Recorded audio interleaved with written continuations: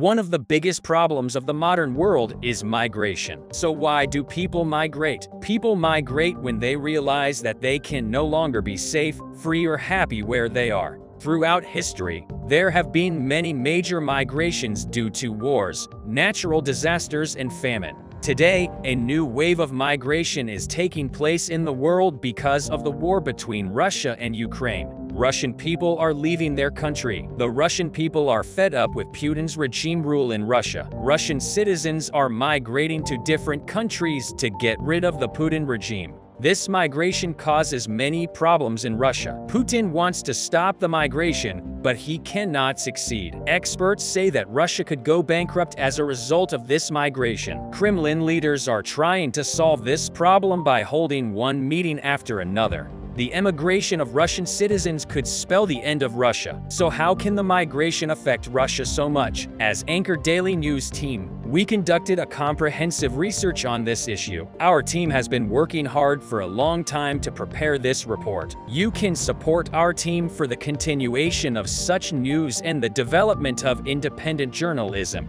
You can use the super thanks button below the video. Let's get started if you're ready. Russia has had many problems for a long time. After 24 years of rule, Vladimir Putin has failed miserably. The Russian people are facing economic and social problems. But the Putin regime could not solve these problems. Rising inflation and unemployment in Russia were causing great despair among the people. Instead of solving these problems, Putin chose to start a war. But this war has only made all the problems worse. The Russian economy has suffered greatly because of the war. This led to an increase in unemployment in Russia. Unable to find work, the Russian people gradually started to migrate to different countries. The Russian people who first went to Georgia and Azerbaijan could not find work in these countries either. Putin left his own people in poverty. However, the biggest wave of emigration in Russia occurred as a result of Putin's mobilization decision.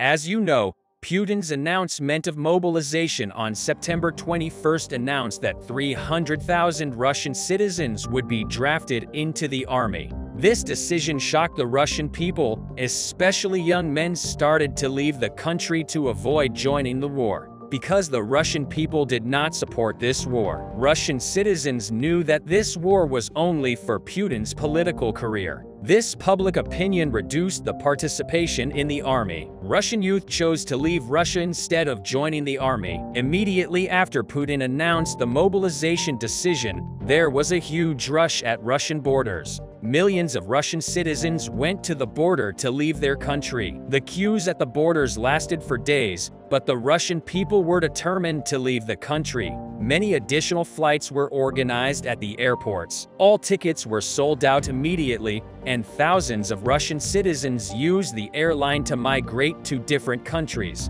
However, this turned into a nightmare for Putin. Most of the qualified people in Russia have left the country. Almost all of them were educated people. Many of the people who left were working in senior positions in private companies. Some were civil servants. The sudden departure of these people has caused a huge demand in the Russian economy. In many companies, there is no one to fill important positions. The emigration of engineers in particular has caused a huge damage to production activities in Russia. Companies in Russia are struggling to find qualified employees. This has left many companies unable to utilize their production capacity. In the meantime, many companies have gone bankrupt. This has led to a further increase in unemployment. But there was something even worse for the Russian people. A significant number of those who left Russia were doctors. As a result of Russian doctors leaving the country, the health system almost collapsed. Russian people cannot be treated in any hospital. The surgeries of Russian citizens who cannot find a doctor are constantly postponed.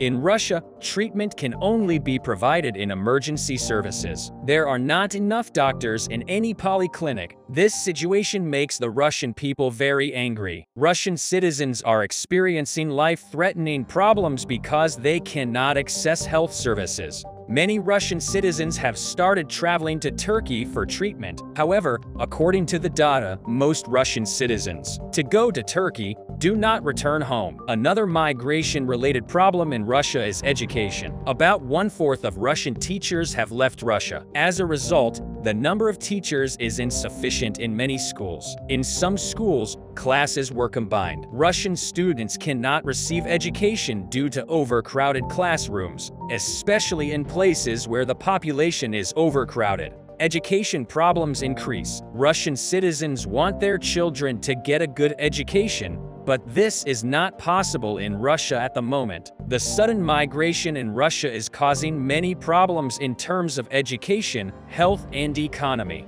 Academics working in the field of demography emphasized that Russia could collapse completely due to this massive migration. According to experts, the biggest problem of the Putin regime is the migration of Russian citizens, because this migration causes many economic and social crises in Russia. This situation leads to a worse situation in Russia. But the Putin regime cannot solve this problem because nobody trusts Putin anymore. Putin is trying to get Russian citizens to return to their country. However, Russian citizens think that their war will end for this to happen. In addition, millions of Russian citizens who emigrated say that they do not plan to return to Russia until Putin leaves office. So what can Putin do for the return of Russian citizens? Experts also investigated the answer to this question. Many experts contacted people who emigrated from Russia and asked them this question. The first answer of Russian citizens was nothing. Russian citizens who think that Putin cannot do anything think that the government must change in order for Russia to recover. For this, Putin needs to resign or be removed from office. But this is very difficult at the moment. Russian citizens are very angry with Putin in the protests in Moscow. Russian citizens think that Putin should resign as soon as possible. Putin is not planning to resign, but he knows very well that he has to bring back the Russian citizens. This situation makes Putin desperate. Putin has to withdraw from this war in order to regain the respect of Russian citizens, but he can never be brave about it. Putin thinks that all of his decisions will be harmful for him, but he can't do anything to solve this problem. Putin is now one of the most desperate people in the world. The emigration of Russian people reveals this fact in his speeches. Putin constantly says that the Russian people support him, but the emigration of Russian citizens to almost every country in the world is damaging Putin's reputation. Because when people leave Russia, it means that they do not believe in Putin. Putin is being disgraced all over the world. Today the Russians are experiencing the second wave of the biggest drone attack combined with a cyber attack that they have seen. Ukrainians are reportedly attacking objects from St. Petersburg to Krasnodar, which is a 2,000-kilometer front line in the air.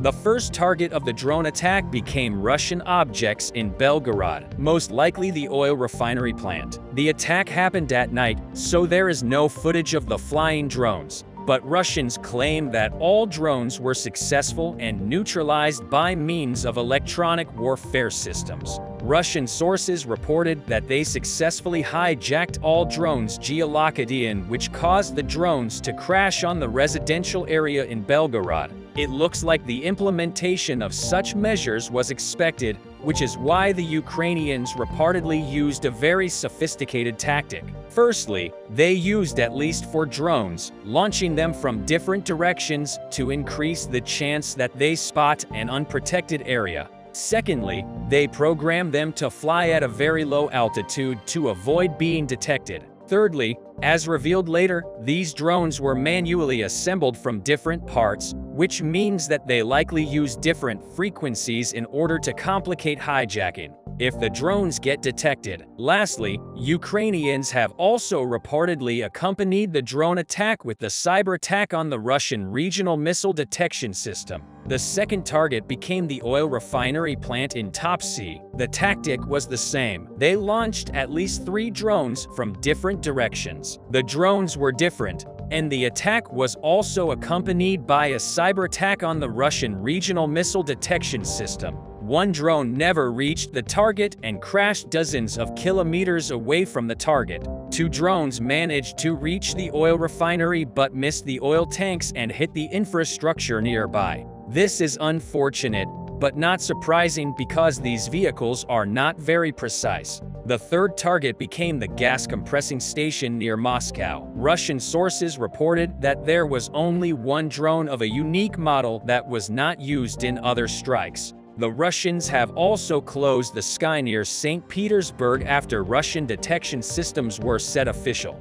Russians reportedly used interceptor jets to eliminate the threat. The action took place far from the city, so there is no footage, and the local authorities just said that they conducted some training. The fact that Ukrainian forces are not promoting any attacks and Russians are trying to hide everything that was not spotted by the public means that the drone attack had a much greater scale. Today, Ukrainians reportedly launched a second wave of drones, mostly targeting Crimea, but also Belgorod and Belgorod. Ukrainians reportedly launched at least 4 drones. 3 of them successfully hit the communication tower in Crimea. Ukrainians reportedly launched at least 15 drones from different locations and mostly targeted Russian airfields. The drones had different trajectories, so each of them landed in different places. Those that headed through the center were shut down, confirming that Russians are still concentrating their air defense in this region.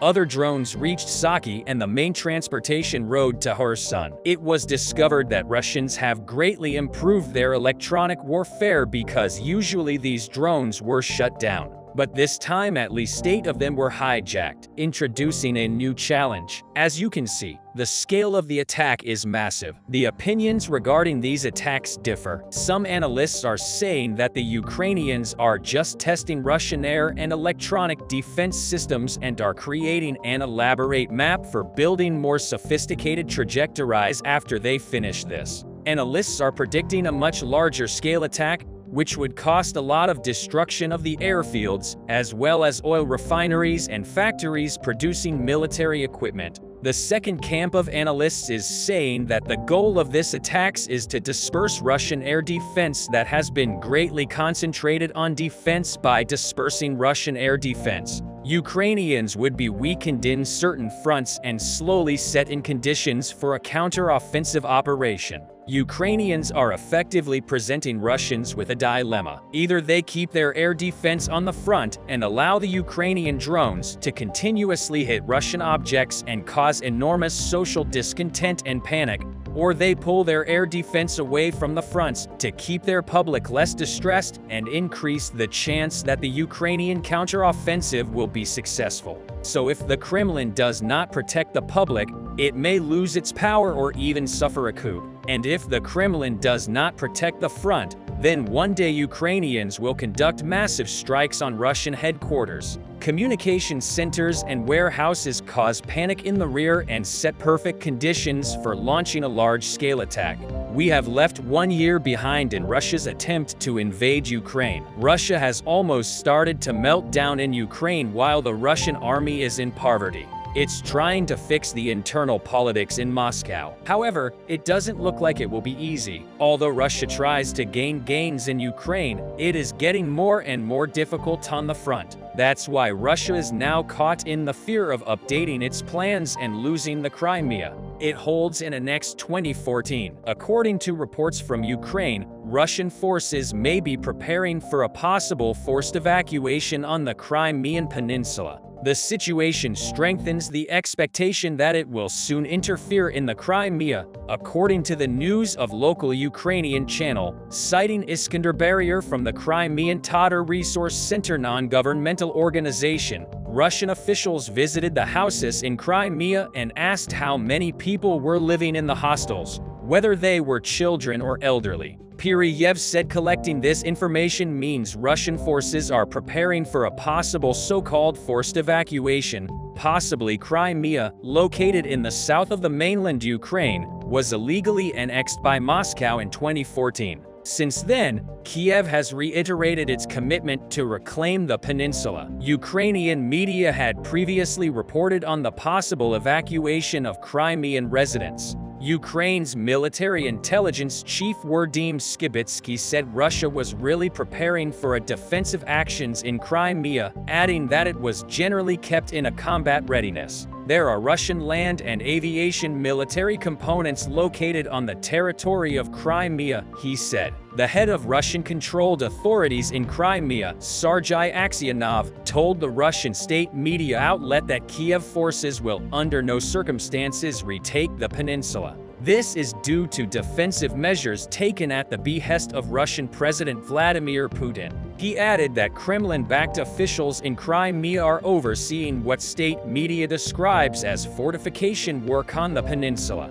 The Washington-based Institute for War Studies think tank said in a statement that satellite imagery showed an increase in Russian fortifications in Zaporizhia, as well as more barriers and trenches appearing in the annexed castle area just north of Crimea. Russian state media operating on the peninsula shared images allegedly belonging to school children receiving weapons training in classrooms in Crimea. The Crimean branch of the Russian state media outlet reported that Crimean politician Vladimir Konstantinov said that kindergarten and school-aged children are now given martial arts and drill training, published in a video on the subject. The video also shows a group of school children racing to hold guns, disassembling and reassembling what looked like rifles and racing against each other. Russia's education ministry has updated school curricula to include training with AK-series assault rifles and grenades, military drills and salutations, and the use of personal protective equipment, the UK Defense Ministry said in a statement recently. In the UK, Rory Finn, an associate professor of Ukrainian studies at the university, said Crimea was felt as a festering wound in Ukrainian society today. Finn argued that because Moscow was using the annexed area as a launchpad to attack Ukraine, Russia armed Crimea with the start of a full-scale war in February 2022. The Russian military is reportedly threatening the defense of Crimea amid news that Ukraine's Western allies are starting to warm up to retaking Crimea after nearly a decade of Russian occupation. In statements broadcast on national television recently, Vadim Skibitsky, representative of the main intelligence directorate of Ukrainian armed forces, claimed that the military intelligence in the region showed that the forces on the peninsula were constantly ready for war and that in some sectors, Russian forces were seen excavating. The main intelligence directorate is constantly monitoring everything related to the activities of the military group in the temporarily occupied Crimea. Indeed, they are preparing for defensive actions on the territory of Peninsula, Skibitsky said. The infrastructure is being kept in a combat-ready condition, he added. These are powerful land and aviation components located on the territory of Crimea. It consists of about 90 warplanes and about 60 combat helicopters located on the territory of Crimea, said. However, many of these claims were echoed by the Institute for War Studies, which studied satellite imagery showing that Russian forces continued to build defensive fortifications in southern Ukraine along the border with Crimea. Satellite images also show that Russian forces have increased the number of barriers and trenches along roads to occupied Crimea in Kherson Oblast over the past few months, the report said. Earlier this week, Tamila Tasheva, Ukraine's representative in Crimea, "We've heard from Western leaders that if we go back to Crimea, there will be an inevitable escalation that could even lead to a stronger conflict," he said. "The rhetoric is changing as we increasingly explain what Crimea is, what it means for Russia and how things are connected around Crimea," she said. Russia took control of Crimea from Ukraine in 2014, and the region remains the focus of the current war for Putin and Ukrainian President Volodymyr Zelensky. United States Secretary of State Antony Blinken reported that he held a virtual meeting with experts and said that it would be a red line for Putin if Ukraine recaptured Crimea, as the Russian president sees the region as part of Russia, not Ukraine. In recent months, Russia has accused Ukraine of trying to attack parts of Crimea. Recently, the Russian Defense Ministry said that Russian forces stopped a major Ukrainian drone strike in Crimea.